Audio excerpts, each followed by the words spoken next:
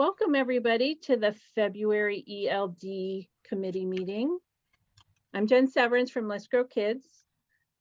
Sherry Carlson is out of the office this week, so I will be facilitating the meeting and trying to keep us on track and so that we can finish at noon. We do have a really packed agenda, but a good one this month.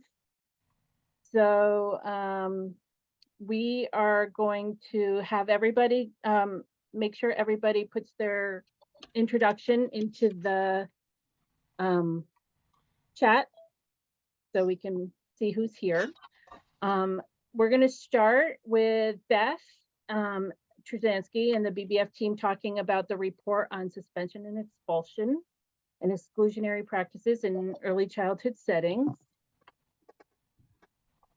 And then we're going to move to an AOE report with Amy Murphy. Hi, Amy. She's going to, not sure if she's going to talk about the kindergarten readiness report, if it's been updated yet or not, but she's definitely going to be talking about the PDG grant and AOE's plan for funding. She sent out a one-page early MTSS flyer that I hope everyone had a chance to read.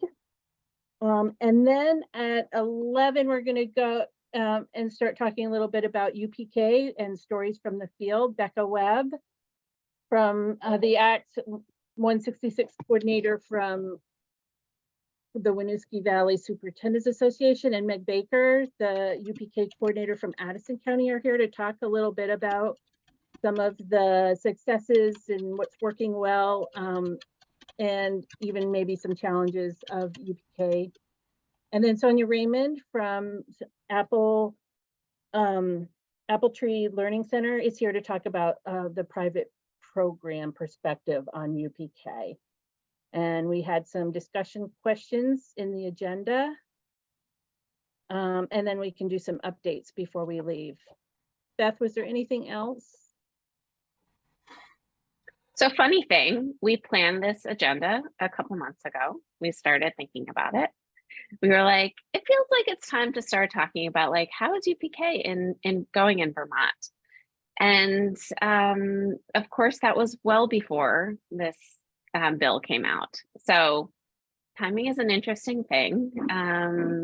And so our hope for the conversation is really to hear from people who are involved in running UPK and connected to others who are working with kids and families and can really speak to kind of what's working well and where some areas of growth planned, totally irrespective of the bill. But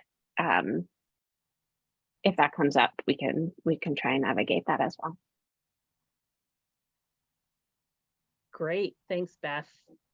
So I think we're going to get started and go ahead and start with you, Beth. Okay, awesome. Thanks. So we are going to get started. I was asked to speak briefly about a report that BBF published in mid-January, which was in response to S283, which was also Act 166, which was confusing because we all know Act 166 around UPK, but it wasn't. Anyway, so I'm going to pull up some slides and talk to you really at a high level about what the intention of that report was and where we're at. And then for those of you who have read the report, you're welcome to chime in or people can ask questions. So hang on. Let me get this up. Okay. So good morning. Beth Truzansky, Deputy Director at Building Bright Futures and one of the co-facilitators of the work group that convened around the suspension, expulsion, and exclusionary practices in early childhood settings. This was a work group composed of well, S283 was really required BBF to collaborate with Agency of Human Services and Agency of Education. We also had some representation from Department of Mental Health. And the charge was to define exclusionary discipline for children under 8, to review existing data, establish best practices, and make recommendations for legislative action. So from that, BBF convened an interagency work group to address the first steps of this charge. And I can say that this work group did some really important work. And it is really just one step in this process. If you all remember, essentially Act 35 prohibited the use of exclusionary discipline for children under 8. However, the Act 35 work group was really focused on the school, the older setting, and really did not address some of the questions that came up around kind of the 6 and under. So this work group was specifically talking about Universal PreK, so 3 to 5. So that's important to say. The work group accomplished the following. So really we're looking at relationships. There were already existing interagency groups meeting around the joint implementation of pre-K in Vermont, and this was really building on those relationships specific to this particular charge. Working to update protocol and process for joint monitoring and disseminating guidance on exclusionary discipline. That is one thing that kind of was clear, and we talk about in the report is the challenges in identifying and creating common definitions were really rooted in kind of lack of clarity in decision-making power, at who, at what level has that authority, as well as when is it needed to be able to issue joint guidance. Also developing an interagency memo on clarifying definitions of exclusionary discipline, reviewing and discussing available data and best practices. So from there, before I move on, I should say there is a forthcoming memo, joint memo from AHS and AOE, as I understand, about with joint definitions and clarification based on kind of the last memo that when it came out last fall. My understanding is that is still working its way through legal. So I don't know if I don't have an update on the timing of that, but I know that people have been asking. Yeah. I was just going to say, we did just have a meeting about it. Yeah, this is Amy. And they did say everybody on the team has reviewed, and it's now back to the lawyers for the final sign off. So we're just waiting for them, but the lawyers have already reviewed it. There were just like minute little points that they just wanted clarification. So the team went back and looked at it again. And I'm not saying I was not a member of that team. It was, you know, a joint team that was constructed. But they went back to try to polish off, cross the T's, and sent it back to go ahead and get it disseminated to get that final sign off. But I can confirm there was agreement on definition and all of that. So fingers crossed. Okay. The next couple of weeks, that's what we continue to hope for that. Great. Thanks for that update. So lots of discussion about kind of both the process for being able to issue joint guidance like that memo, and kind of where some of the challenges have that I think the field, and I would love to hear from folks who have read this report and kind of your reflections as I finish. But, you know, where are some of the challenges in terms of governance and authority, and what's that impact on the field, and what has been that experience, and some of those pieces became clear. One of the charges under S-283 was also to issue some policy recommendations. The policy recommendations that are in the report really, I would say, were not new. They are really elevated from existing published documents such as State Advisory Council policy recommendations. There were some consistent policy recommendations and use of best practice that were called out in the Early Childhood and Family Mental Health report that was issued several years ago. So in many ways, I would say the policy, as well as the early childhood systems analysis. So those are just outlined here. I won't read them for you, and they are outlined in the report in terms of policy recommendations. So again, not from the work group, but certainly elevated from our public-private tables. So with that, I want to pull down the screen share so we can see each other. I would invite, for those of you who read the report or even a portion of it, if there was anything that you saw that kind of spoke to you or resonated with you, would be curious.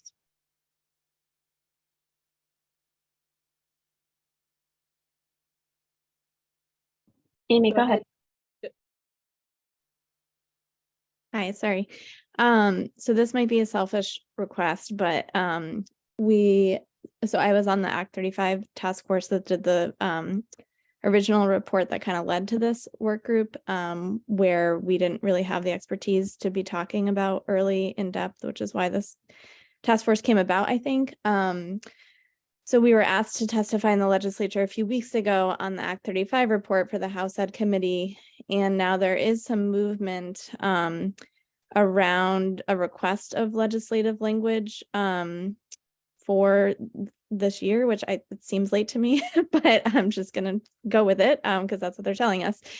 So I was just wondering from this group if there was like one thing that you would hope to see accomplished this year in the legislature around early childhood suspension, expulsion changes, if there's anything that comes to mind as like a one highest priority need.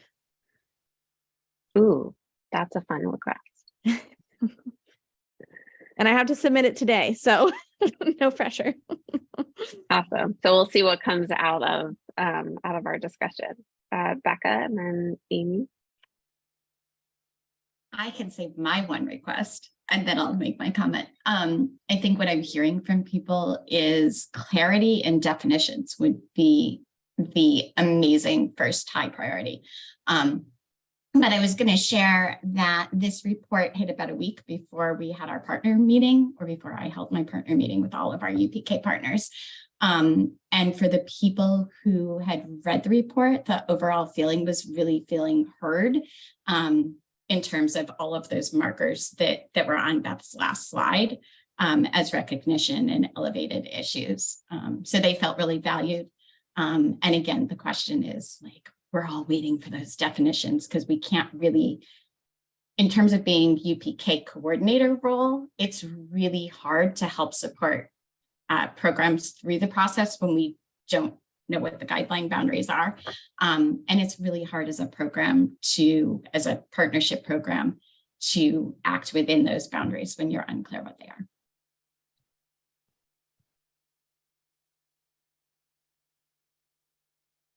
Am I up next, Beth? Okay. I would say, well, two things, because that just made me think, Becca. I think right now, as far as the Universal PreK Access Monitoring Team, the Accountability and Continuous Improvement team, when we all receive a suspension and expulsion report, what we do is we look to the definitions that are currently on hand, and that's the definitions we're using. I will say though, in regards to Amy's question, the biggest thing that our team, the early education team at the AOE, was concerned about when we heard the law, even Act 35, when we heard that was coming out, and then the additional 283 to include the private programs, our biggest concern was, well, where is the training? You know, there's no, they're making a law, but then where is the support for all of the programs, public and private? Where is the training to allow them to respond to challenging behaviors, you know, to the most intense behaviors out there. So we felt like there was a disconnect and maybe a lack of understanding about the training that would be needed and the coaching that would be needed to support all programs, all UPK programs, you know, so they could effectively and appropriately respond to children. So that would be if they could write in a line for that, that would be pretty incredible. Thanks, Amy. Meg, and then Diane, I see your hands up. Thanks. I'm going to echo what Becca said, which is clarity of definitions is hugely needed.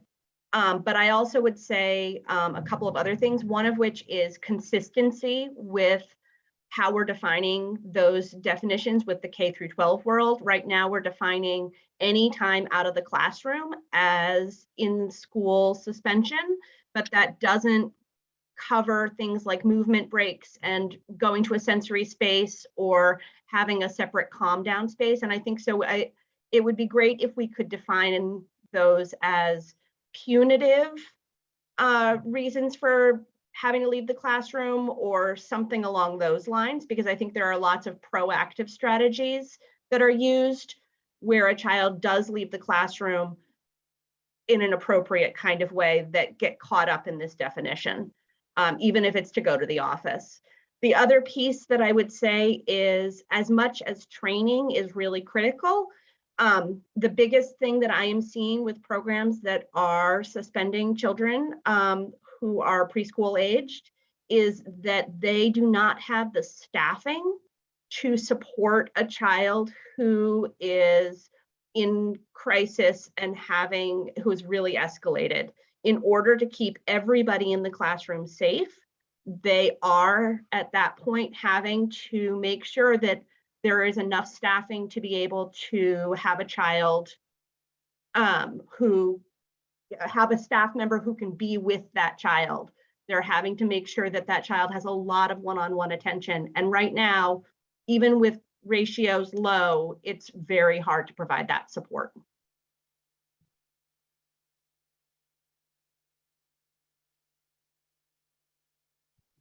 And what I was going to bring up is a little bit connected to what you're saying, Meg, too, is that I'm finding I'm needing to do a lot of education with my principals around what it means for those who are 8 and younger. There's a lot of reactive ways that decisions will get made, and then I try to get in there and pull it back or backtrack it. So we've had several conversations on that level. So it's really wondering about how we make sure that there's an understanding from superintendents as well as principals as to what does this mean, and especially around those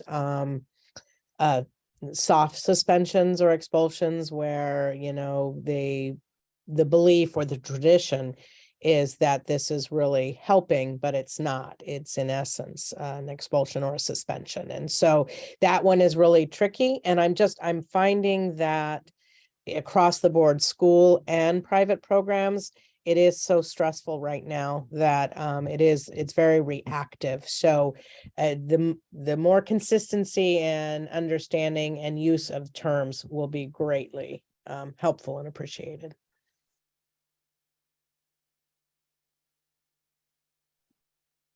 Well, really great to hear these reflections.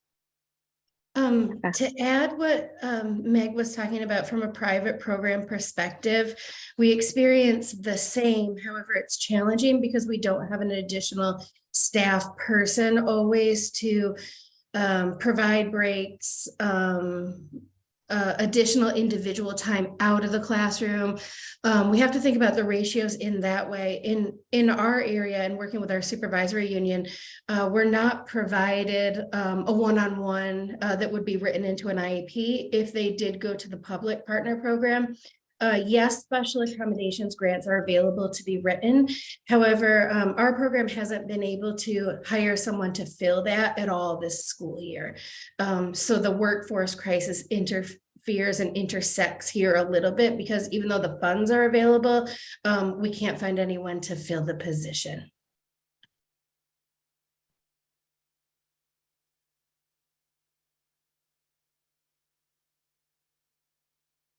Thank you. That was great. And there's a good discussion in the chat going on as well. So don't forget to check that out about some of those definitions of what those soft removing from the classroom actions mean. So that's great. Does anybody have any other comments or questions about the report? Jen, can I just add in? I feel like those of us who are in this group have this understanding, but I'm feeling the need to say it out loud. I think that we can all agree that suspending or expelling young children is not a good choice, right? But I feel like it's the piece of how do we build in the supports, right? But I just felt the need to acknowledge that the report aside, this is not good practice, and that we all are starting from that understanding and then kind of working around like, well, what does this policy and rule and regulation mean? Thanks, Becca. I think that's really important to say. Beth, do you have a comment? Hi, good morning. Yeah, thank you. So I was part of the team that worked on the definitions and the reporting guidance that's going to be coming out. And we have gotten it back from legal, the second round. And so there are a couple more questions that we're just trying to like tweak a little bit. And the process, I can say, to support what Beth was presenting earlier, it was tricky because I do think with any legislation is so well intended all the time, but then suddenly the law is the law, and then we are building the plane while we are flying it, and it gets really confusing about how to do that. And for those of you in the field, I know it doesn't necessarily feel great to not have what you need in order to keep flying your planes, right, in your settings. So I totally appreciate how frustrating it can be. And I think we've landed in a very good place. And I can't remember who said it earlier, but the alignment with the K-12 suspension and expulsion, I think it was Beth actually shared an article that I used as sort of my guide, sort of it was like the guiding principle for me around what is out there and what are the feds tracking and what are those definitions and how do we align what the federal government wants us to track with what Vermont also has mandated that we implement and we document.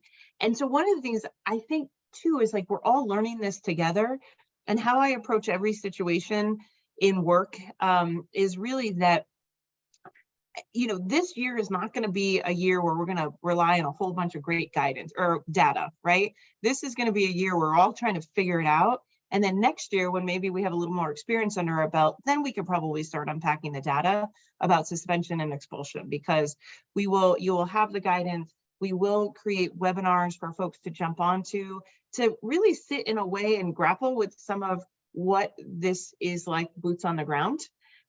Because again, well-intentioned guidance and reporting still has to be implemented, and that can be a little clunky, and we know that, and that's okay. And I see this as sort of, in CDD, we get out there and we're in programs, and how I approach violations, and the same with this, right? It's just in this reporting of suspension and expulsion it's an opportunity to learn and grow and to grapple with some of the things that, Becca, you were just saying, like, we don't necessarily have the resources to do this. And yes, we're still obligated to do it. So how are we going to support each other to get that done? And I just think it's I don't think AOE and certainly CDD, nobody wants this to be like, oh, this is not going well and you should not be a UPK provider. That is not what the intention is. Like, wow, this isn't going well. How can we lean in and help you? What else can we do to be supportive? And that's where I sit as the director of licensing with CDD. And it has been a pleasure. It's not always been a smooth process to be part of the development of the reporting, the definitions and reporting. But where we came from and that process was so valuable in our work together, because this is a unique situation that CDD and AOE are both responsible for overseeing UPK, public, private, and independent. And so we're all working out the bugs too. Feedback is helpful. So I appreciate the opportunity to chat and share that perspective this morning. Thanks, Beth. That was great. Amy, do you have a follow-up?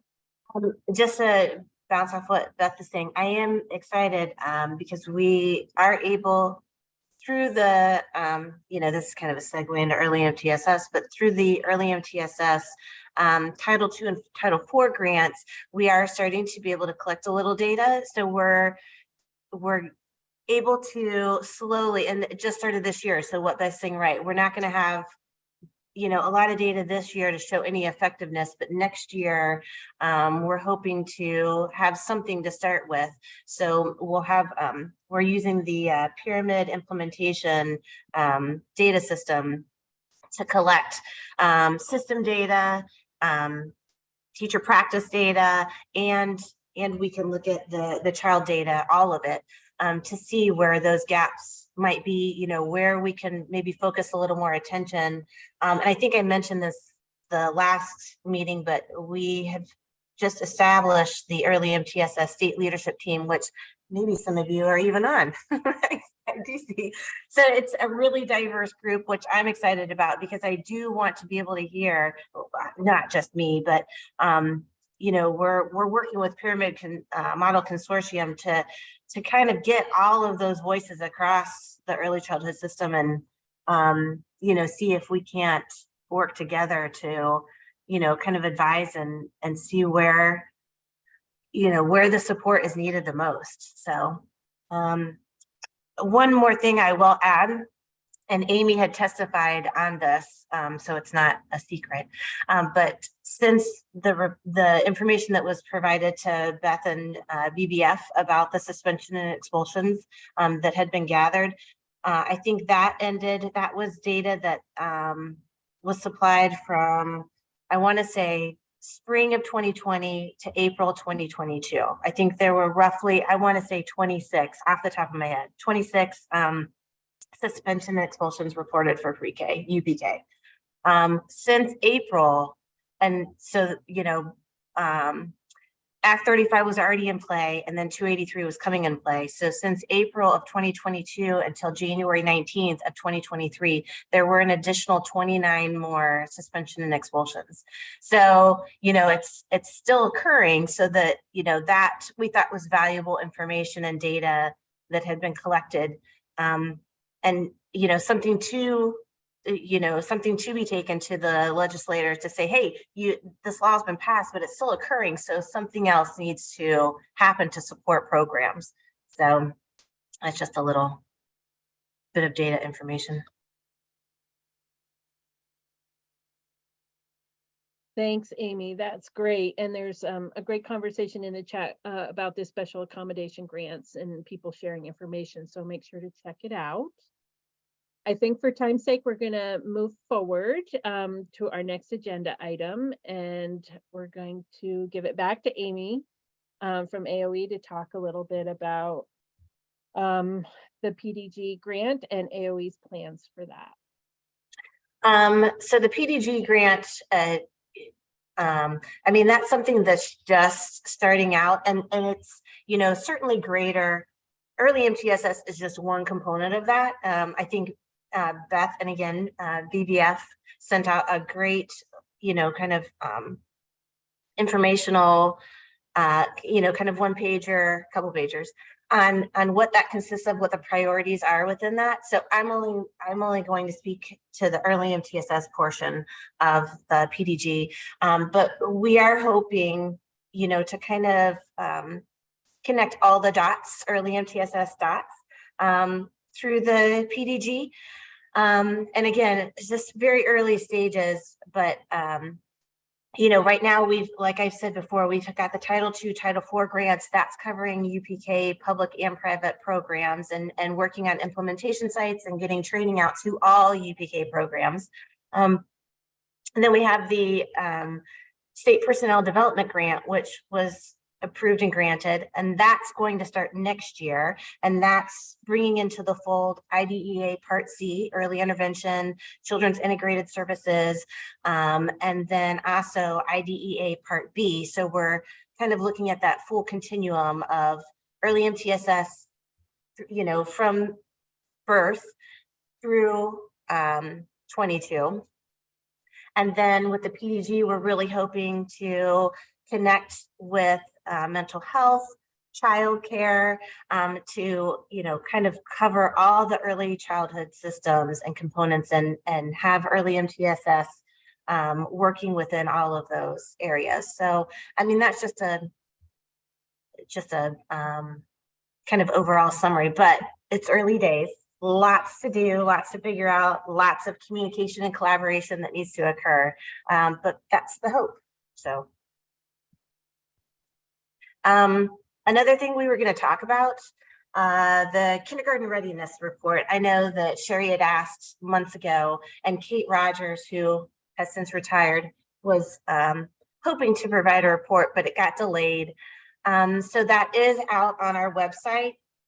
I'm not really a go-to person for the kindergarten readiness report to, you know, relay a bunch of information about it, but I did post the link in chat.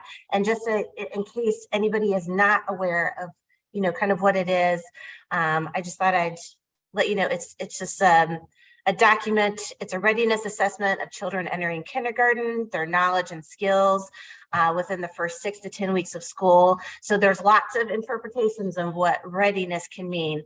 But, you know, for Vermont, we're kind of looking at this multidimensional, you know, we're looking at social and emotional development, communication, physical health, cognitive development, knowledge, approaches to learning, which is also kind of, you know, what our Vermont early learning standards incorporate. So we're looking for, you know, things like, are they enthusiastic? Is that, you know, are they persistent? Are they curious? Those are also elements, you know, of learning and growing and skill building. So those are things they look at. And it's not intended to be a screening or diagnostic tool, but just kind of a group picture of children's readiness. And it's for each LEA. And again, if you want to look on, you know, it's on our website, but that's the link. And you can certainly explore. And if you have questions, you can send those questions. I'll put it in chat, but just to the early education team, and we can get those questions for you. And then I think the last thing I just wanted to touch on, I hope everybody got the early MTSS one-pager that we created as a result of, you know, when we presented early MTS to you last month and the month before. So thank you all for your kindness and letting us take up that time. But, you know, there were some additional questions and concerns. Does this include everybody in our mixed delivery system? So we were hoping to kind of address that a little better through that one pager. So if anybody did not get that, please connect with me and I will make sure that you get that. And it just, you know, we're just hoping it kind of summarizes and gives a picture, a better picture of understanding as we are moving through this. So thanks, Jen. Thanks, everybody.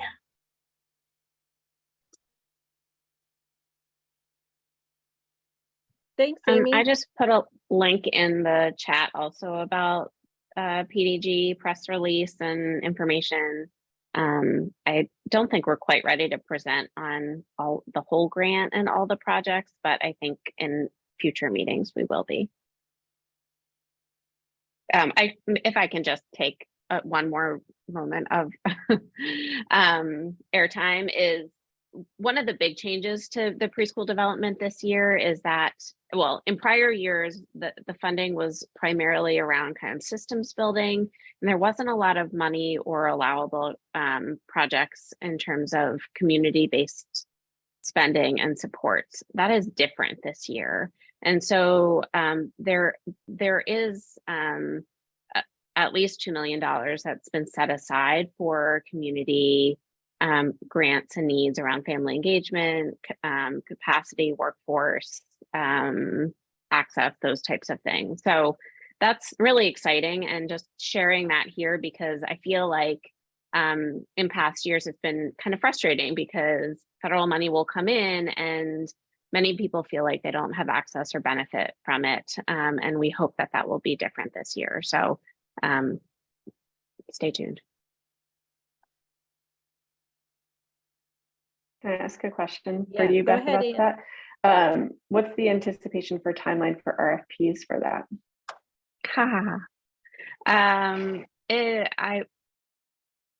It solidly takes usually like 4 to 6 months for the state to like receive the grant and then be able to like turn around and get money out the door. So this group will be the first to know once we're ready, once at least for the BBF's portion, ready to announce things. But I am not anticipating much money will be flowing before like May, is my guess. Thank you.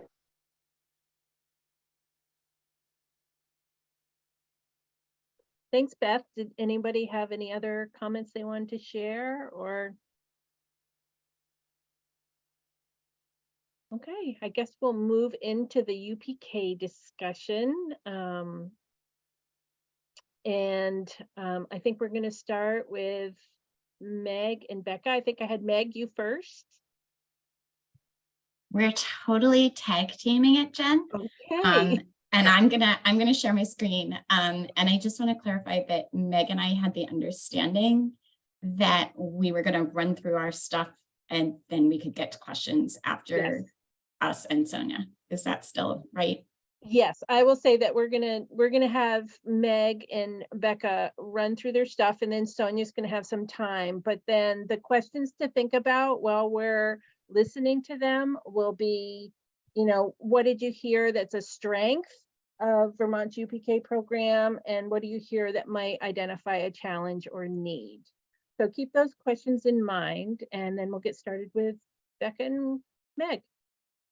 Yeah, and we are very much tag teaming this. So we're going to go back and forth a couple of times. So I just want to say thank you for letting us present on this. We are going to try and do a very quick overview. Becca and I are both regional coordinators. So I am a regional coordinator for 3 school districts in Addison County. I work with Addison Central, Mount Abe, and the Addison Northwest school districts to coordinate their Act 166 partnership. And Becca, do you want to introduce yourself and your districts? Because I can't remember them all. I am not going to try at this hour of the morning to list all of them because I will be totally embarrassed and will forget multiple of them. So the superintendents in the state have groups. And so our little group covers 10 SUs, basically from Hardwick down to Bethel, Braintree, Randolph, that kind of area. It's a broad swath of the state. So we're the Winooski Valley Superintendents Association. And so my role is a little bit different than Meg's. She handles some of the tuition and the registrations. And my role is really supporting the programs and being a liaison, but doing the back end paperwork, the professional development, and the coaching for them. So we're sharing this from the perspective of regional coordination. And we'll talk a little bit about what that looks like and why our districts banded together. We're going to give you the foundation for what is Act 166 without thinking about the new bill, because we were asked to prepare this before the new bill. A family perspective, some enrollment information, some really cool assessment information about student outcomes from Universal PreK, and what it looks like in the public school system. So go ahead, Becca. So our Universal PreK is designed to offer all families access to high quality preschool opportunities, and our districts banded together really at the very beginning of Act 166 implementation. And the goal was to be able to offer supports for families that increase communication and efficiency. So I help families find programs, register in programs, get the tuition funds out the door for those families.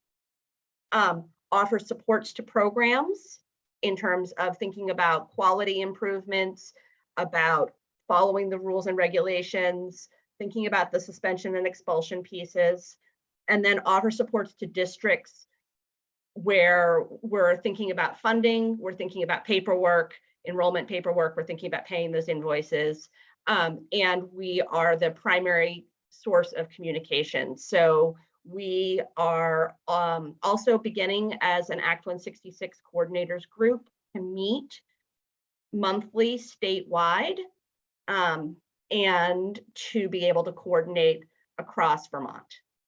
Mhm. Go ahead, Becca. Oh, I was just the data and systems collection. Oh, yeah, sorry. Yeah, so yeah, we would not be able to present this today without that regional coordination piece, right? The data is because we have regional coordination. And then we just wanted, we're making the assumption that most people in this virtual space have an understanding about how UPK works, but we wanted to briefly talk about it. So the AOE, so CDD and AOE both have oversight of it, but the pre-qualification and the UPK specifics are AOE. And there's a series of requirements, and we've listed them out here, that programs have to meet and be pre-qualified through an AOE process. And then they bring their certificate, or we work with them to get their certificate to each school district or each region. And the regions form specific partnerships and agreements and contracts, depending kind of who does what and what it's called. So all programs have to have 3 stars or higher. And if you're 3 stars, you have to have an approved plan. Again, I'm just going to state that this was a presentation that's before STARS promulgation came out and before the new bill was proposed. Your curriculum has to align with the early learning standards. The program has to have a teacher with a specific endorsement in either early childhood ed or early childhood special ed. What that looks like depends on where you kind of are in the system. So a home provider the owner can be the licensed teacher. The owner can contract with someone to come in and provide that 10 hours a week. Or they can have a mentor who spends about 3 hours a week working with them on these pieces. If you're in a center, the requirement is that you have 1 licensed teacher on site. And if you're in a school-based program, you have to have 1 licensed teacher within each classroom. So that's kind of the layout of that. And the program has to agree to include children with disabilities. They also have to agree to serve the students without charge to families for a minimum of that 10 hours a week. And that's a really important piece. So this time that the program designates as UPK time has to zero out on their tuition. School districts pay the ed money that's received through a very complicated, how do we pay for school in Vermont process. School districts pay the money to the programs who take it off the family's tuition. And then there are other pieces, but the last really big piece we wanted to bring attention to was the requirement to be in compliance with CDD licensing regs. So I'm going to talk a little bit about family survey data and family perspective, and then kind of jump into other topics.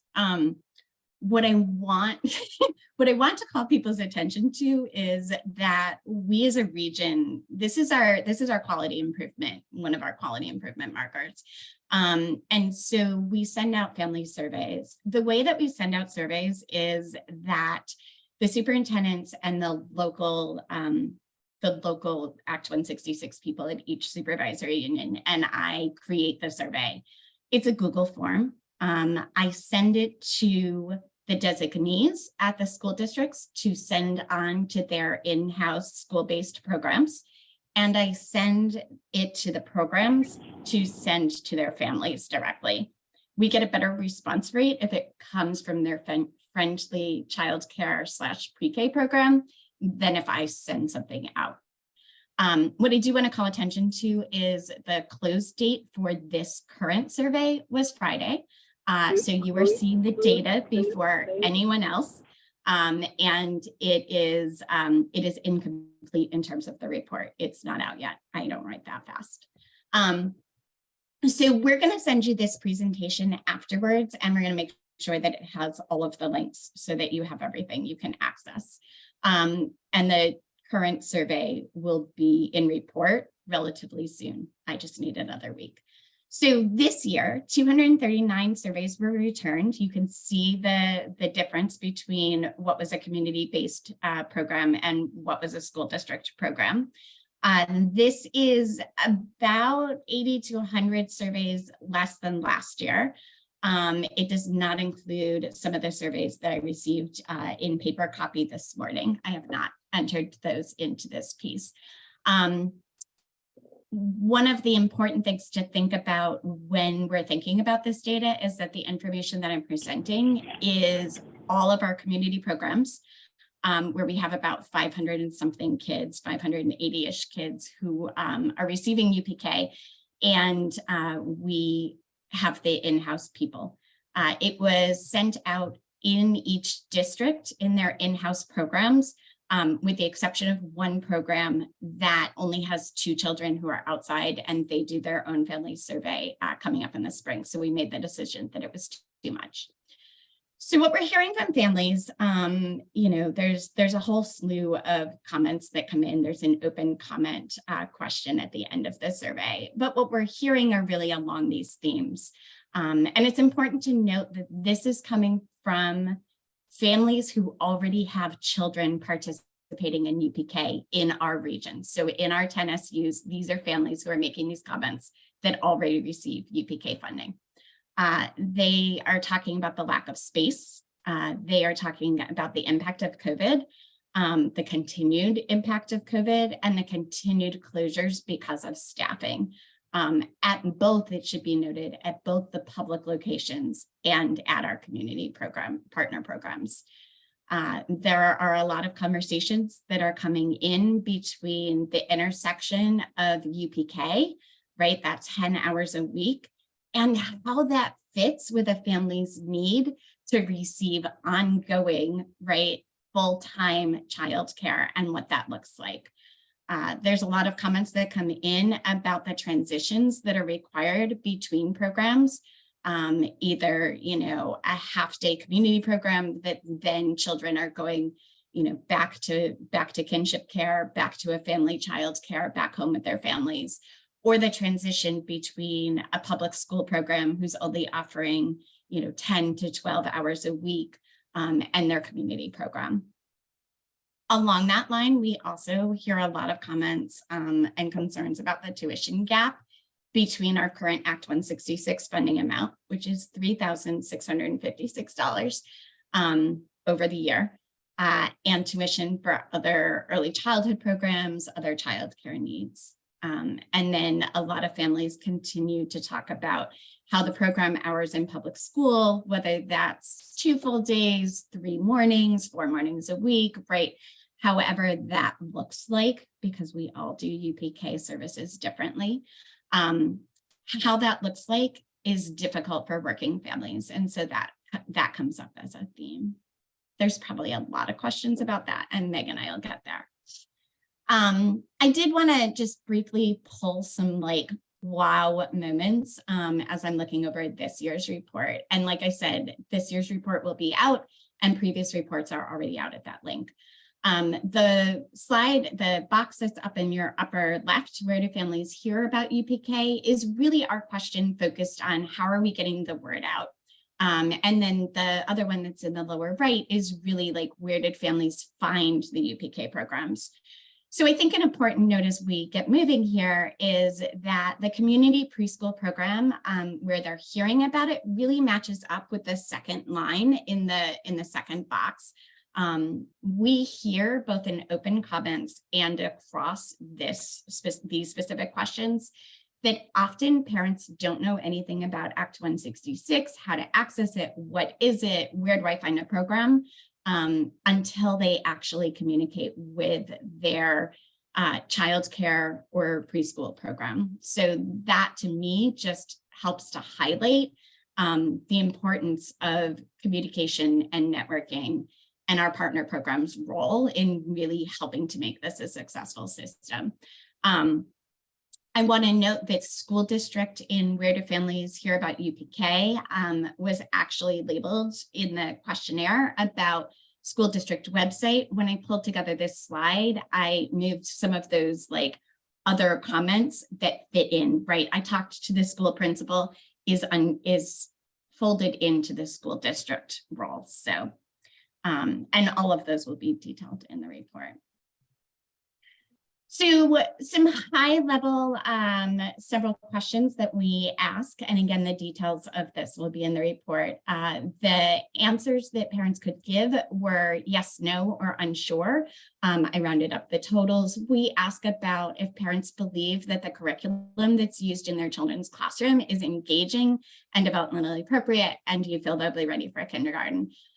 Overwhelmingly, they responded yes. Some of them responded unsure. There were some comments that came in about we had better communication with our programs and or school districts, our community programs and or school districts. Pre-COVID, there's still a lot of restrictions. This number is trending as it's the same kind of ratios as we saw in previous years. Do you believe the program has a good balance between academics and social emotional learning? 93% responded yes, 7% responded they were unsure. Again, those are in line with what we saw over the last couple of years. Nurtured, respected, given equal opportunities to participate, again with that developmentally appropriate tagline. 98% responded that they agreed, 2% responded that some of the above were met. So again, you know, pretty along the line. The one that the trends aren't lining up as much, like that it's not forming a trend over the last few years. This 90% responded agreed about classroom, including program mission, philosophy, rules and expectations, and attendance. This is the one that is lower, and the parents who commented referred back to this question in their general comments, responded that they really feel that this particular question and sharing of information is a COVID response. So this is actually lower than what it's been. This survey, with the exception of like a few tweaking questions, is exactly the same as what we sent out last year and the year before.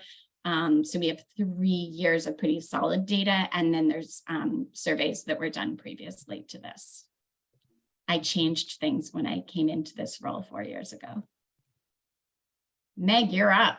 I'm up. Okay. So I wanted to give you sort of a sense of what enrollment in our region looks like.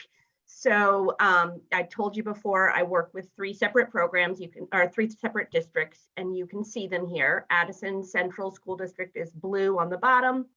Mount Abe is orange in the middle, and the top district is Addison Northwest, which is our smallest district. The enrollment numbers here represent all children who are enrolled in publicly funded preschool programming, both in school-based and in private program, private partner programs. So for this school year, we have about 36 partner preschool programs. Those are private community-based settings. 2 of them are homes and 34 of them are centers. Some of those programs only have 1 child from our region enrolled, but they are nonetheless a preschool partner with us. Some of the programs, though, have children from all 3 of our school districts, so it really varies. About 76% of our kids, when you look countywide, are in those private programs. You can see that the 2020-21 year, we had a drop in enrollment. That was our COVID year. And it was a pretty substantial drop that is starting to rebound. But we did have 1 very large program close during that time frame. And so we lost about 30 slots in that program, large for our area. So we lost 30 slots. We are currently at capacity in every partner program and school-based program that I know of. And so there's not really an ability for us to be able to serve more kids at this very moment. But the number of partner programs has been relatively stable over the past few years. In addition, we have 8 school-based classroom groups, and those have shifted a little bit over the past few years since COVID as well. Mostly they've restructured sort of in terms of hours, and that's impacted school-based programs more than the enrollment pieces. This year it's about 430 or so children. Go ahead, Becca. Yeah. Meg, as I'm switching the slide, I just want to remind people that the UPK law, parents can take their tuition anywhere in the state. And so as we look at more specifics about like how many kids are enrolled at specific programs, it's also important to know, right, out of my 10 SUs, I don't cover Chittenden County, but we have programs who are in Chittenden County. The same with Meg's piece. So more programs, the number of programs that are captured are not just in our local regions. Yeah, and I would say locally, we probably have maybe 15 or 20 preschool partner programs. And yes, we have children who are going up to Chittenden County. We have children who are going south to Rutland County, which is why some programs only have one child from our region, but they may have 12 different school districts that they are working with. That's another reason we have worked really hard to align our practices across the state, because if you're working with 12 different school districts and they all have different requirements, it is incredibly complicated. And we are trying to do that as best we can.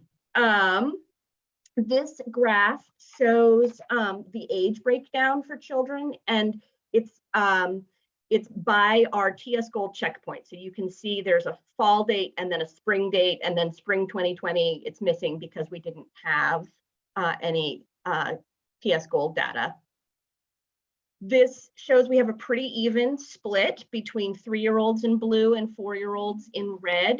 And for the past couple of years from 2020, fall of 2020 to spring of 2021, and then fall of 21 to spring of 22, we have a really big jump in the numbers of families who enrolled often mid-year, which I'm attributing at this point to as families became more comfortable enrolling their child with COVID precautions, we saw more families enrolling kids.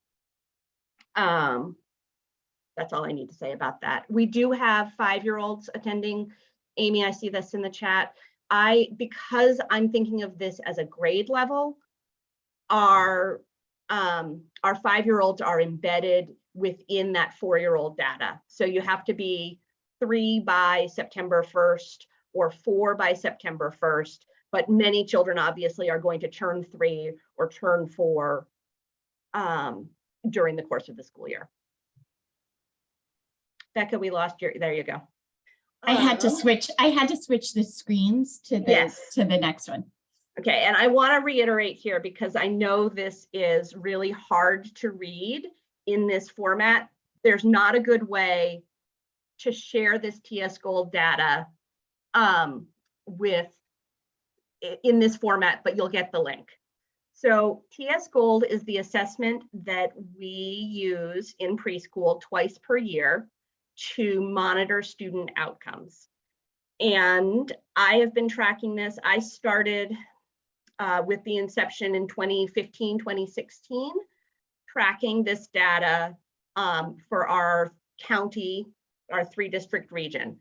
And it's really tricky to be able to run these reports later. So I have the benefit of being able to draw from reports that I pulled at the time that they were created. The other thing that TS Gold can't really do is it can't give you sort of an overarching score of how kids are doing at meeting expectations, but it gives it by domain. So you're going to see a number of different reports that I ran in pie graphs here by domain. This is the social emotional pieces. Fall scores are always on the left and spring scores are always on the right, with a gap for the year that we didn't have pandemic. Green is meeting expectations, blue is exceeding expectations, and red is not yet meeting expectations. Okay, so in an ideal world, we would see lots of green and blue and a lot less red. And the thing that I really want to say about all of the domains is that there is huge growth between fall and spring in high quality preschool programming, right? Universal PreK, in every single domain, you can see dramatic growth between fall and spring.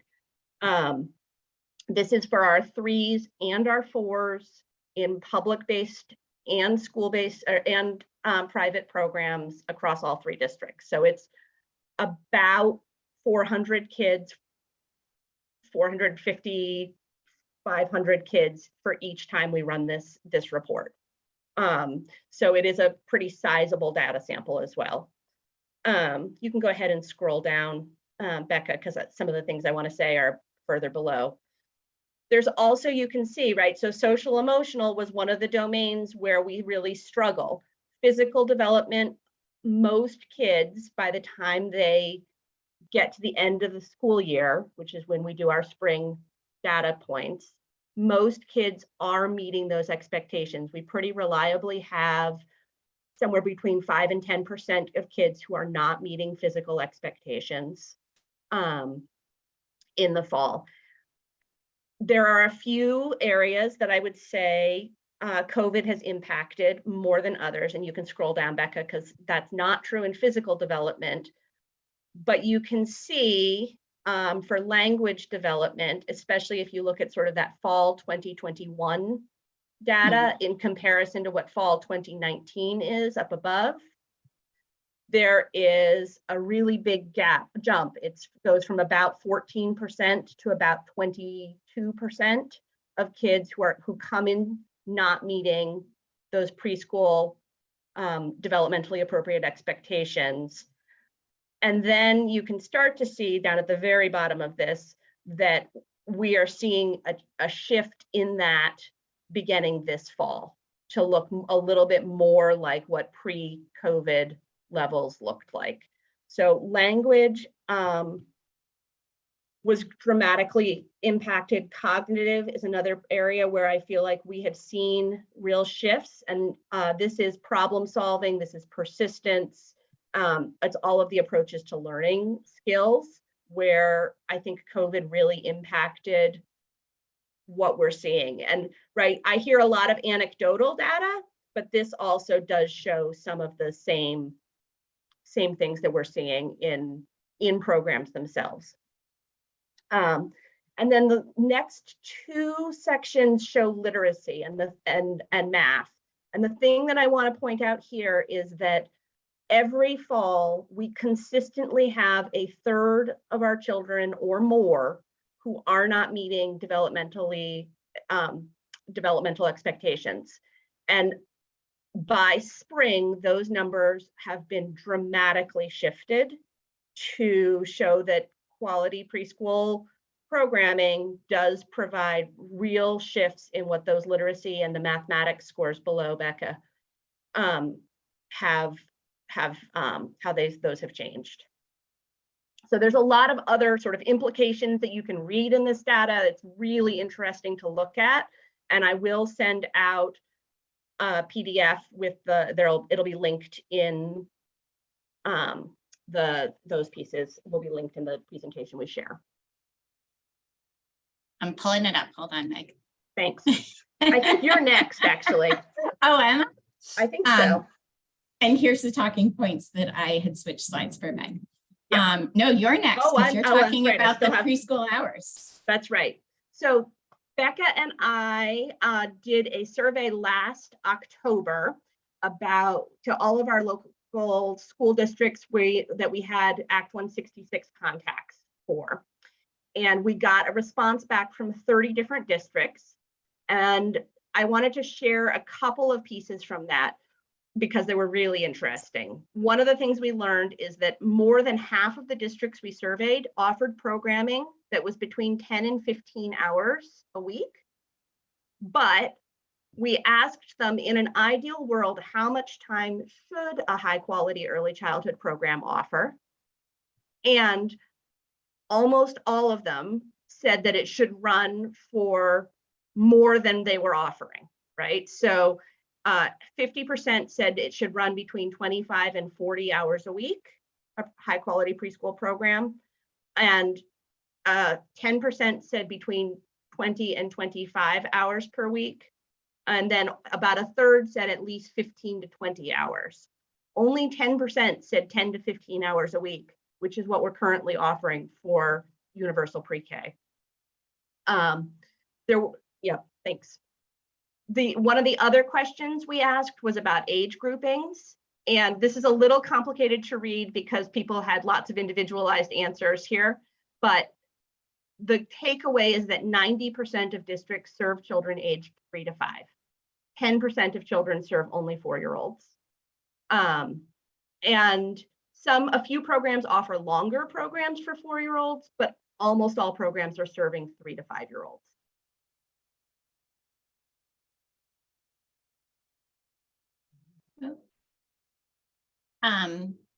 I'm going to pause a minute. Jen, do we have about 3 more minutes that we can still steal from somebody? Yes, you absolutely do. Go ahead. Awesome. We were asked to like share things and we were like, we have so much to share. So we had this on our list of like, if we have time to share. So given all of that information and then really understanding on a statewide level, but also this information is specific to my WVSA region. We were really looking at that licensed teacher requirement, right? The Agency of Ed in May 2021 did something that many of us feel is absolutely amazing. They designed a system where teachers who are in private programs, right, our community partner programs, can have provisional licenses through the agency, through the early ed team at the agency directly. This is something that's been a blockade. Superintendents are allowed to provide provisional licenses to teachers who are in community programs for many, many reasons, many of which I personally agree with. They don't.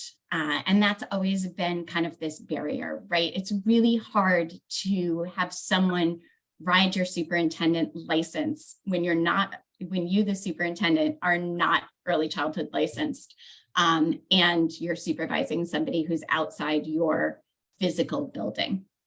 Provisional licenses are a little bit different when the world is inside one building, and you can provide that level of supervision.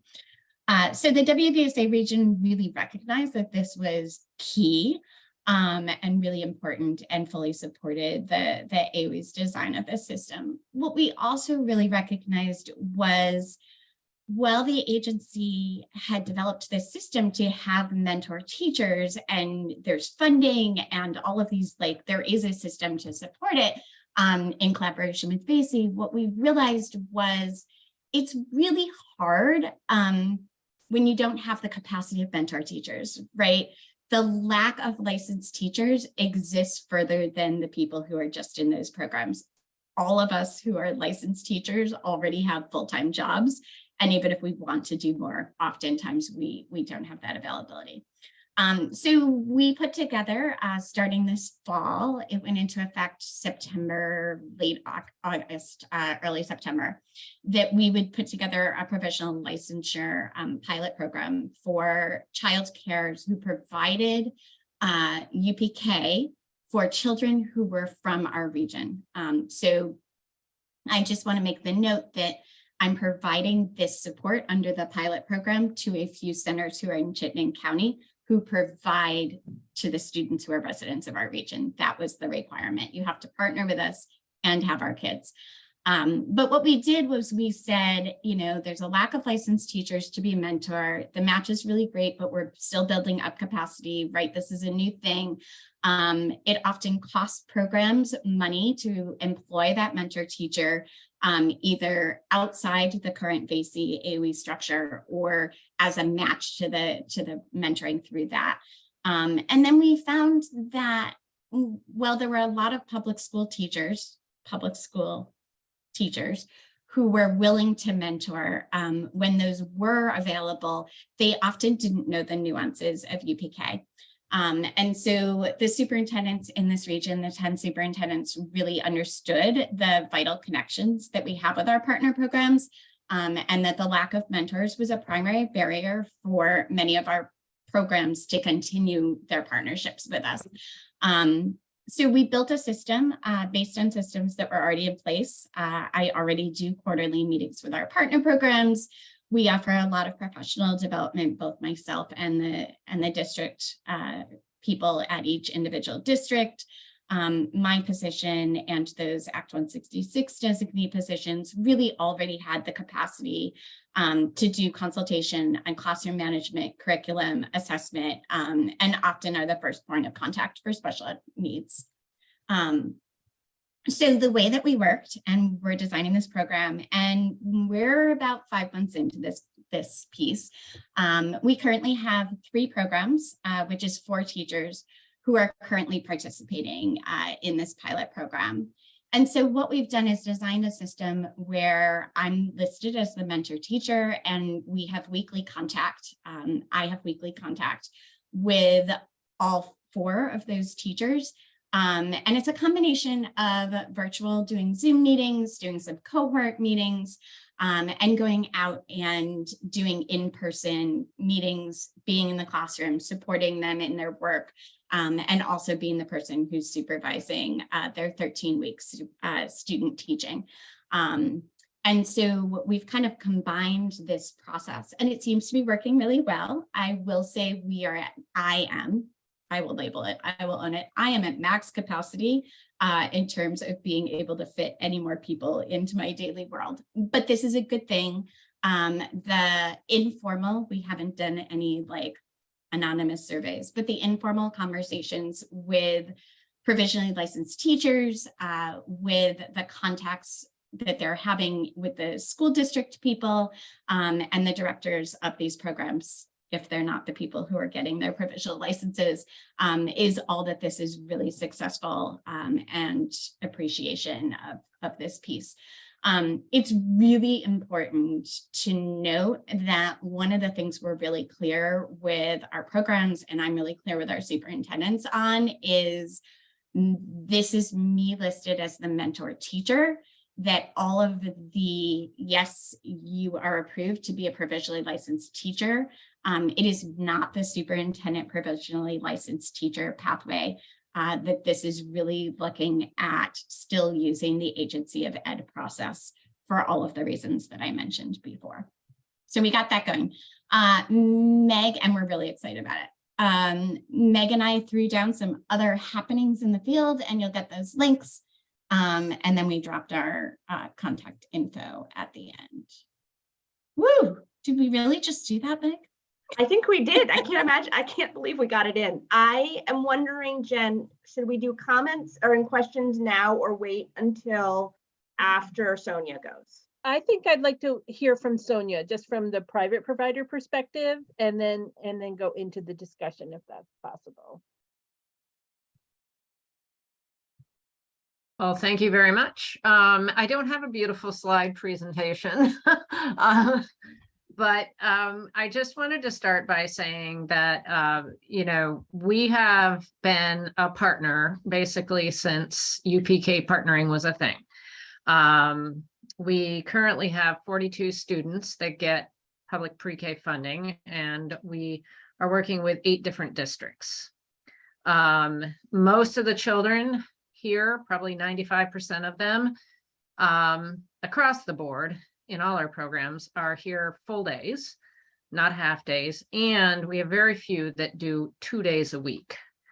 The way that we're structured is we are offering our pre-K hours in the mornings.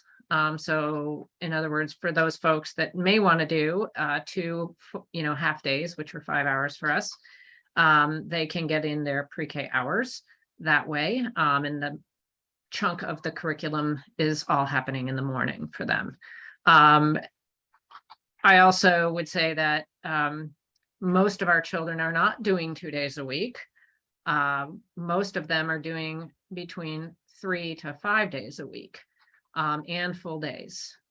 So what that does mean is that they are actually, because we have all of our 2 preschool programs that these children are in, both have a licensed teacher, full day, full week.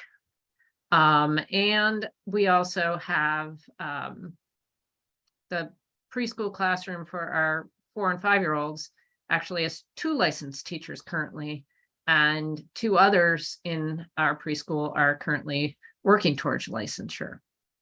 So that's kind of the little outline of who we are and what we've been doing and how we do this. Basically, what we do is we take the funding we get, and every penny goes back to the parents in the form of a tuition decrease over a 35-week period. We don't break it out into the school year because that's very funky. We're not closed like a school. So we don't do it that way, but they do get the entirety of the benefit, if you will, for tuition relief. So what I thought I'd do, if this works, is to really sort of talk about the opportunities and sort of, you talked about the challenges and the benefits. And so I wanted to talk about, like, what are the opportunities and the benefits of UPK, and then what are some of the challenges around that for us. So I think probably the best and most glaring benefit is the opportunities for both children and families. It's completely equitable access for our families, right? There's no family that's denied getting a UPK spot. It's providing relief to all parents from all income brackets, all of whom need it because they're struggling to pay tuition. And they have all of access to a quality program. Because our school is basically full of parents who need to go to work, we are, open year round as well. So honestly, parents are not pulling their children for the summers and vacations. That's not the kind of program we are. We really are designed for those who are working year round. So they do really get the benefit of this all day, all week, all year. I was glad to see the data showing, in my opinion, that the mixed delivery system is working, right? High quality programming, no matter where it's happening, is high quality programming. And that the data seems to show it's really making a difference for folks. And I can say, from our perspective, we can see that here too. Even though we don't have the charts and graphs like you guys have, we can see it in our own data through TS Gold, what's happening year after year with the kids. Also, I would just say it's provided a continuity of care where kids have fewer transitions, right? They're in a classroom, they're in that classroom all year round in the same environment. While they obviously transition throughout every day, that's just what you do. But from one activity to another, lunch, outside, inside, they aren't transitioning to totally different environments. So that has definitely been seen as a real benefit by our parents. Also, the other thing that I think was a pleasant surprise to me over time is to see how far our collaboration with service providers has come. And in terms of serving these children here, that are on IEPs or struggling, and just even having the service providers be available to us to with special educators, physical therapists, occupational therapists, speech, etc., has been amazing. And the collaboration and consultation that they have given us has been completely invaluable. For us as a program, having well-qualified early educators has been nothing but a bonus. And, what it's led to for families is, like I said, that because we do employ our licensed teachers year-round, every day of the week, full days, is that the families then have access to quality programming year-round, full days, full week. I love the fact that there are have been tons of resources put into helping our early educators attain their licensure and degrees at this point. That's how all of the staff that here, before we were a partner, not one of our teachers were licensed. We started with sort of the low-hanging fruit, if you will, right? Those who already had their bachelor's in early education, and asked them if they would be willing to get licensed. And that's how we started the first year in getting our first licensed teacher. And, and we actually hired a second licensed teacher. But that person actually ended up leaving us. And ultimately we have now grown within of teachers that have been here, 2 other licensed teachers. And the 2 that are currently working on it have also been with us for quite a while. So, but they have found the resources to be able to afford to and be supported through that process, which all of us know can be a bit daunting, and have been happy to do so, honestly. So that's why I'm really glad to see that all the data is really supporting at this point. This mixed delivery system for UPK. I will say there's also some challenges for sure, right? Like we're a business. The public schools have their own business, and I think those 2 systems are run very differently. And we all know this. This is not new to anybody, right? How schools manage enrollment, the timing of when each school wants their enrollment papers in, and how, and it's done, whether they can do it online, in person, give it to us, we give it to them, etc., is honestly, when you're dealing with 8 different districts, very challenging. There's no question about that. Receiving payment is not, it's all monthly, but it's not consistent, right? So you might wait well over a month before you're paid. We have to provide our invoices on time, but we don't necessarily get paid on time, not by business standards. I would also say attendance is, again, everybody does it different. So you have to remember who you're sending it to, how it goes, what's the point. It just is, we all know these are, they're a challenge everywhere. We're not unique to any of this, but I would have to say, even with like a host of administrative challenges, this is not realized by the families and children. This is nothing that is impacting them. So the feedback that I see there from parents and whatnot, I'm glad to see that. We see the same feedback. For them, pre-K offers them an equitable way for all of them to access a quality preschool program. That's the bottom line. So, it's an impact to us as a business and to the schools and districts for management, but it is not impacting what's happening on the ground. We have spent a lot of time working with parents and helping them understand this system over time.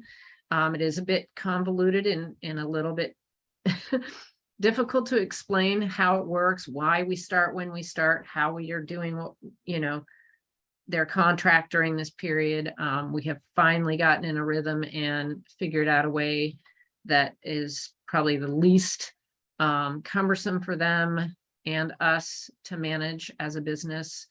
But again, these are all things that have not really impacted families or children in a negative way. So for us, UPK is really, for the most part, 95% a very positive thing. We do build into our budget exactly what it's costing us in time and effort to manage this. That's what we had to do to make this really work, and to allow parents to realize the full impact of a discount, and getting the full impact of the funding that we're given on their behalf. You know, so we actually have to really look at that every year and decide what's that impact to us financially. We have to quantify that and build it into our budget, which means, and I think this is sort of the idea of how things should be moving in the future, which is that, you know, we are going to be charging the true cost for for our time and effort in managing this, and offering a high quality program, which is what we've had to do. And that did not come without a little pain and challenge over the years. But again, we've figured that out. I think overall, my message would be that this is a very positive opportunity. It does not come without its challenges, but you know, when I think about potentially moving 4-year-olds out into public schools only, and leaving a system with our 3-year-olds and taking them out of public pre-K, I become really scared. I know, you know, not only just for the system as a whole, and for what pre-K has meant for our families, because we do offer it to 3 and 4-year-olds both.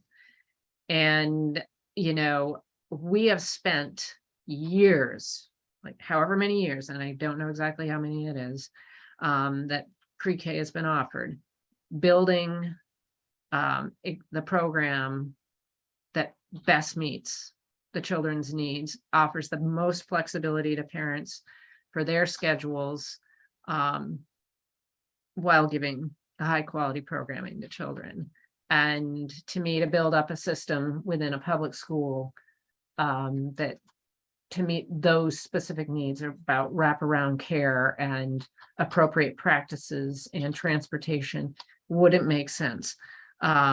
So I would have to say overall, the benefits so far outweigh of a mixed delivery system in my mind.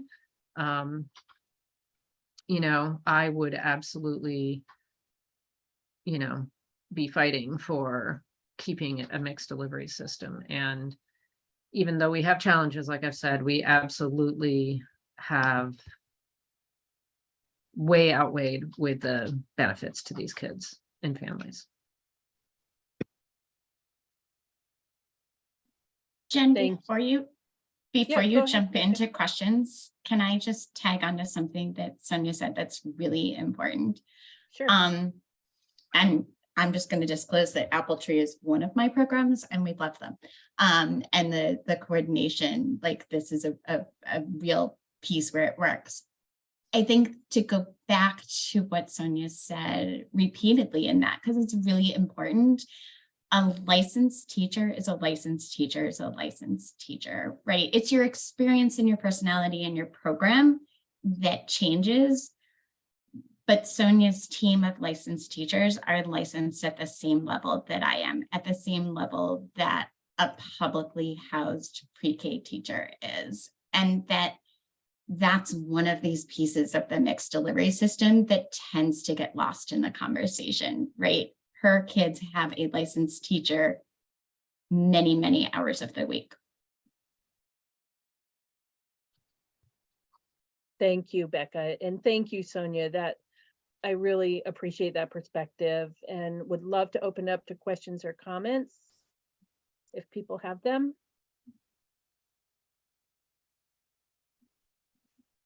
Heather? Yeah, I was curious about if 3-year-olds were being removed from the, as Sonia was saying, could someone talk a little bit about what the supports would look like for specialized care? Because I know that when I had a program, you know, typically children would go up through and use CIS when they were younger, and then once they hit 3, we would transition over to a school district. So what might those supports look like? Amy or Beth, do you want to take it, or I can? Well, I'll be honest, from the early education team's perspective, that's our big question. We reviewed everything as a team, and sent all of our thoughts, across the board up. So, that was one of the questions. So Heather, in multiple readings of the proposal, what we do know, what we can gather from the proposal is that 3-year-olds on IEPs would be able to be served in this 4-year-old proposed classroom at the school district. So that is within the proposal. There's no funding mechanism. There is a piece in there about changing the ADM allowances, and it gets really confusing. The oversight in the proposal would be that children who are less than 3 or the 4-year-olds who remained in the community program would no longer have AOE oversight, that it would purely be a child development division oversight. And so my understanding, and maybe Beth can clarify this, but my understanding is that like the SAG grants and all of those kind of supports would remain childcare division hubbed. And I guess I would just add, Becca and I have debated the implications of what the bill says, right? It's easy to, well, it's not easy to read because it's long, but it's relatively easy to see what the bill says, but the shifts that are being discussed at a state level have such wide rippling effects that I think that even some of the sort of seemingly minor changes will have implications that we can't necessarily recognize without a lot more thought and conversation and discussion. Thank you. And Diane? Yeah, so I want to say thank you to Meg and Becca about the survey results. And I really appreciate that it was both populations, and actually probably predominantly those who are attending our private partner programs. And I think that's the critical piece that, and this is preaching to the choir, definitely, but we really have to give the message out there that there's such a variety of quality in what our teachers bring to our children, and the deciding factor is not whether or not it's a public school or a private program. It's really about the people who are doing the work, the accountability, and the systems that are supporting them. And so, to me, one of the things I always say is that public school isn't the answer for all. And for so many reasons of what has been identified with the transitions, with the even some of the structure or the ways that it expects and the ways that families are supported or not able to be supported. And that we have to be sure that that message is out there, that this isn't a magic solution to anything to say that 4s are now going to become that population that is automatically served in our schools, that it does not, this is a different animal, so to speak, and that these survey results, as well as exactly what Sonia was saying, it has taken years to weed through this work and to create opportunities that, again, families don't feel that impact, but families feel the benefit. And so I think thank you for those surveys, and thank you for the work that you all continue to do.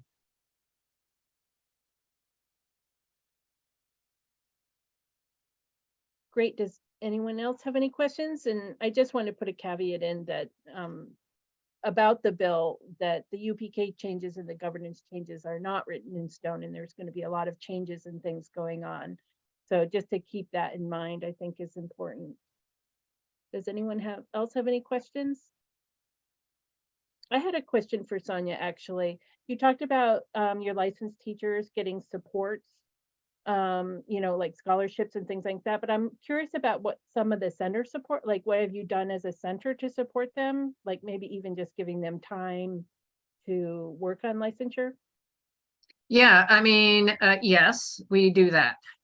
You know, they have observations that need to happen in meetings that need to happen with various folks. They need to do certain pieces around coursework, certain pieces around student teaching. And so, yes, we do support that, but generally through giving them the time they need, right? So time out of the classroom or time relieving a teacher or whomever their mentor is to do that and observe them. You know, we also have monetarily made the choice to compensate them differently. We created many years ago a scale. It's not unlike the one that is currently being proposed around working, you know, toward advancing as a profession, where we, you know, have really dug into what is appropriate compensation and how do we get our licensed teachers so we don't keep losing them, you know, closer to that of a public school teacher. So we've been, you know, intentionally investing that time, not only their time, but support, but compensation.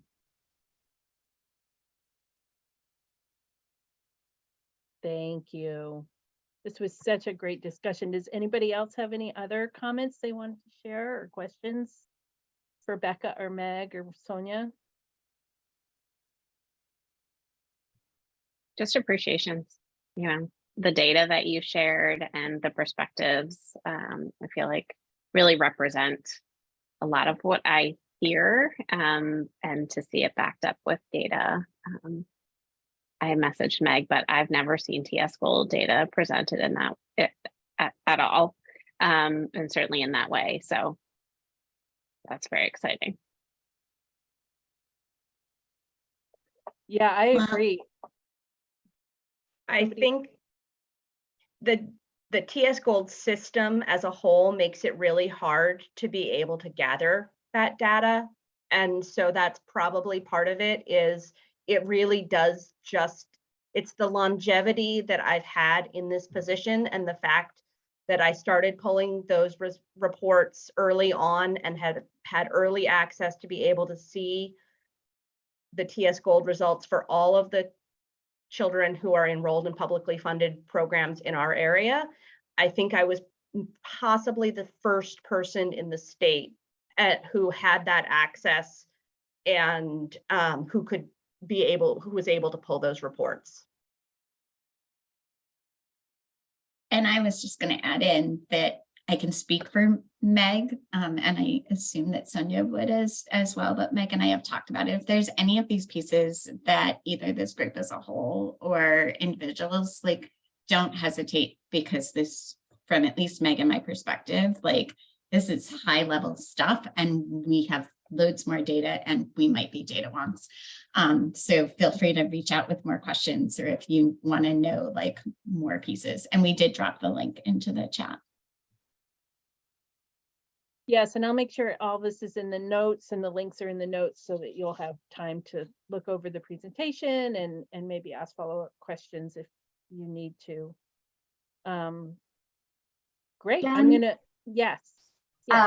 Would this be, oh, excuse me, would this be an okay time to talk about some bill updates too, since it's Yes. pre-K related, but it's kind of update-ish? Yes, that would be great. Thanks, Jen. Yeah. So just really quickly, for those of you who don't know me, I'm Jen Horowitz. I'm the Policy and Research Director for Let's Grow Kids.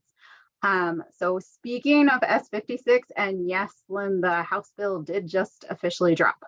And we've reviewed it, and there's literally two very small differences between the two versions of the bill.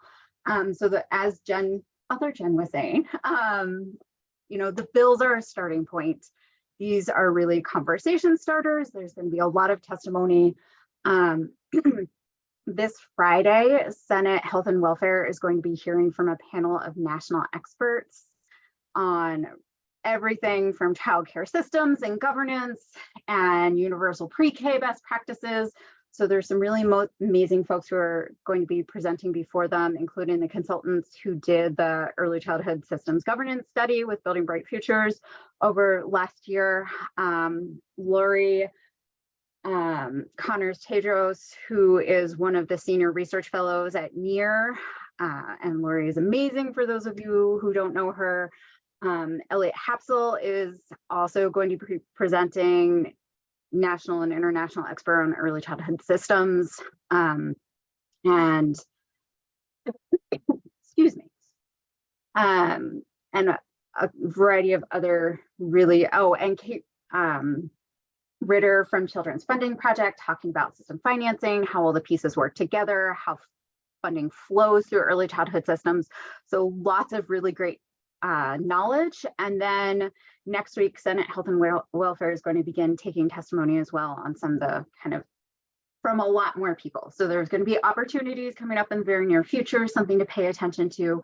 The other thing I wanted to make sure this group knew about was that the Senate committees are going to kind of be looking at the pieces of the bill and kind of dividing them out and who's talking about what. So Senate Education is going to be considering the changes to UPK kind of from that administrative perspective. And Senate Health and Welfare is really kind of planning to think about the pieces related to the UPK changes in the context of how does this change childcare delivery and childcare systems. So they're kind of dividing and conquering in that sense.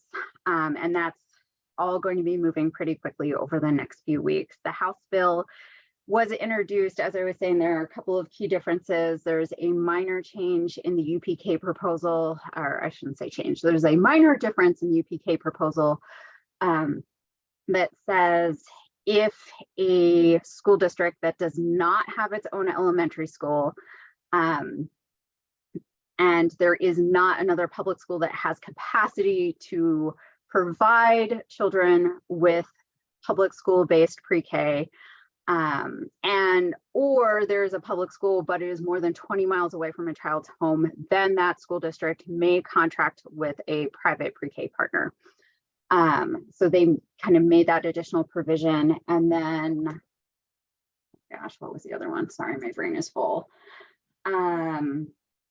There is one other minor change that I'm going to have to actually look at my notes for, but it was something not related to pre-K. It's somewhere else in the bill. I will remember it before the end of talking. And so we expect the House bill to move before there's any movement, or sorry, we expect the Senate bill to have all the movement right now. The House bill has been introduced, but just kind of wanted to give people that context.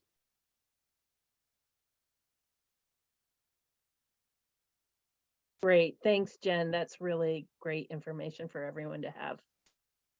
I think I'm gonna ask Beth Moore from CDD to do, she said she might have some updates on STARS and possibly licensing revision regulations. Hi, thank you.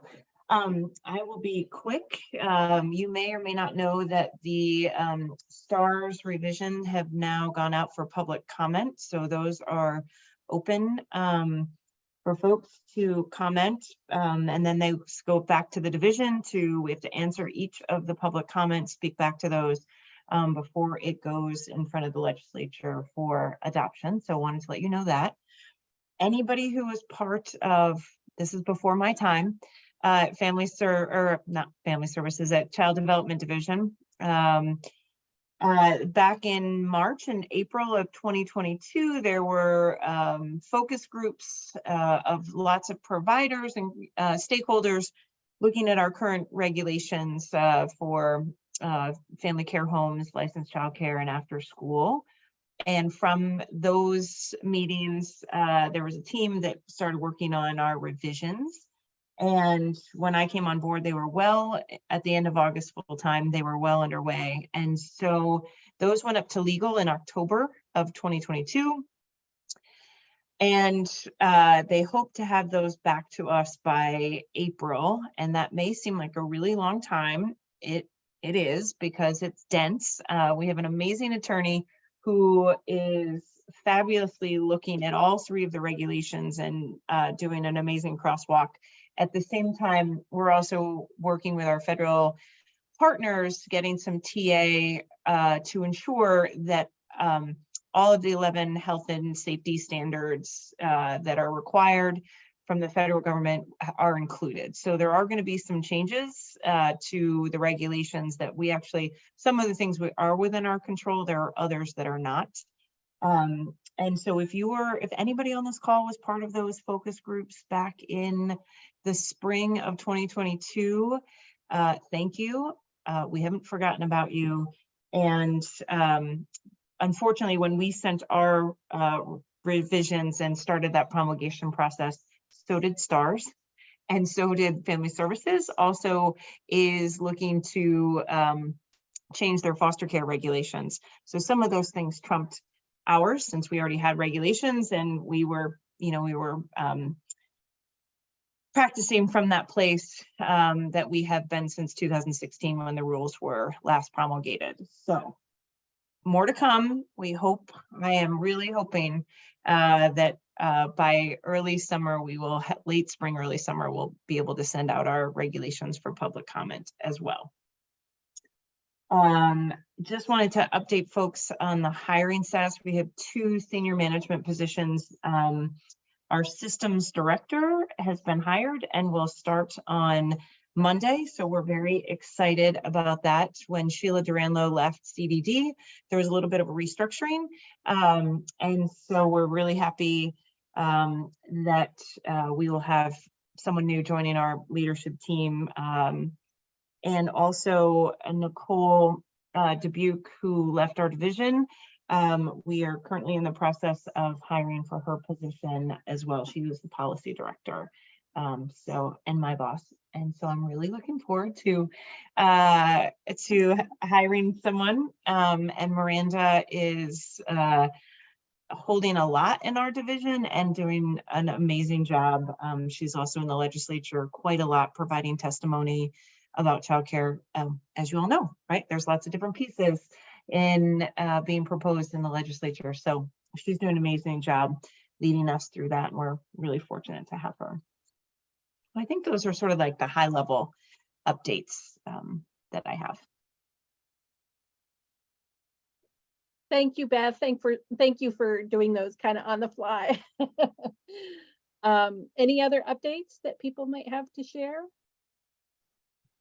I know Beth put something in the chat. Yeah, I realized I could have said it earlier, but the next state advisory council meeting is on Monday, which is a date change because of vacations and holidays. So those meetings are open, it's virtual, and we typically do kind of legislative updates in February. And in this case, we have the Senate and representatives who are sponsoring the bill presenting, and then there will be discussion among SIC members. We'll be using a Jamboard so people can submit reflections and comments.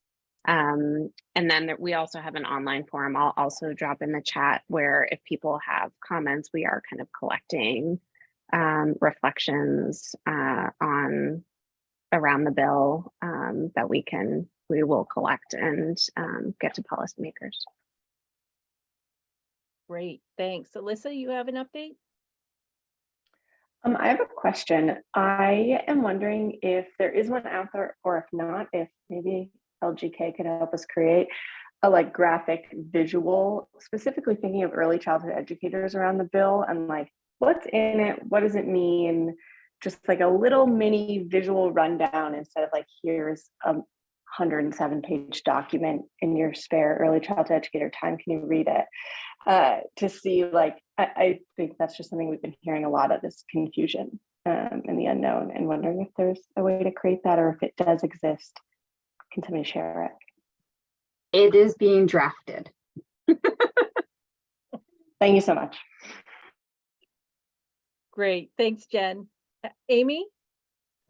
I have two really probably naive questions, and I haven't had a chance to read through both bills. But the first question is, why are there two bills? Like, why does that happen that Senate and House both introduce very, very similar bills? So there is, let me pause and start over again. There is a group of 4 legislators who very deeply care about kids and families and Vermont's early education system. They worked together, but decided to introduce their own versions because they had slightly different visions for what they wanted in the legislation. But they all worked together over the past few months, consulted with the various agencies, brought their ideas together, sought input from partners, but ultimately wrote their vision. So I think that's the important piece to remember. And then they were introduced. So because there were some slight differences, I mean, very slight differences in vision, that's how it happened. Politically, there can be pros and cons to having 2 different versions of basically the same legislation. It just so happens that they determined it was in their best interest, I think, to hedge their bets, have 2 different versions of the bill. Ultimately, we expect the Senate version to kind of move through the legislative process more fully, but that could change. That's just how it's looking right now. Okay, and then my second question was, I'm just reading like the news article about it, not the bill, but like that every public school would have public pre-K in the school. Like, how is that feasible based on the current like school building and what they currently serve if they don't currently have pre-K in their building? That is a very excellent question. Like, am I missing something? So I think it's helpful to remember that the legislators who drafted this are doing it because they have kids and families in their heart and very much really want to try and do what's best. And it's important for them to hear from constituents and stakeholders about what are the different factors that kind of surround these ideas and that inform them. And that it is important to keep lots of logistical considerations like that in mind. Thanks, Jen. Becca? I was just going to respond back to Jen. I think that it's really important as we go through this process and these proposals that, unlike many bills that we've worked on with early ed and childcare over the last few years, that this is not a bill that was developed by early educators, right, in all of our different fields, people who touch early education, and presented and kind of formed with legislators, that this is really legislators designing this bill. And to me, that's the piece when I look at some of the pieces that make me question, is remembering that this is a legislative group that designed it, rather than like H-171 Act 45, right, which was very much designed with input from the field and then sent to the legislator. Absolutely. Thanks, Becca. Any other final thoughts? I had one update. I just wanted to share last month at the end of the meeting that First Children's Finance had hired, they're going to be running the Business Technical Assistance Program in Vermont, and they had hired their director, which it's Erin Roche. She was a former LGKer, and she's going to be running that program. And they just opened their Vermont website, and I'm going to put it in the chat so people have it. The other thing that they're doing is that I think I talked with her yesterday, that she sent out a survey to all the early education programs in Vermont to ask them about what types of needs or supports they need around business technical assistance. So she's already getting a lot of responses, so it looks like it's going to be a really great program. So I think that's it. I think we're going to wrap up. And our next meeting is March 9th. And we'll have BBF back again to talk about their family needs assessment. And we're also going to have Help Me Grow come and talk a little bit about their ASQ data from them implementing ASQ online and the registry. And they have actually a really great new resource as well to help families kind of engage in looking at developmental milestones at home. So that's it. Thanks, everybody. And we'll see you next month.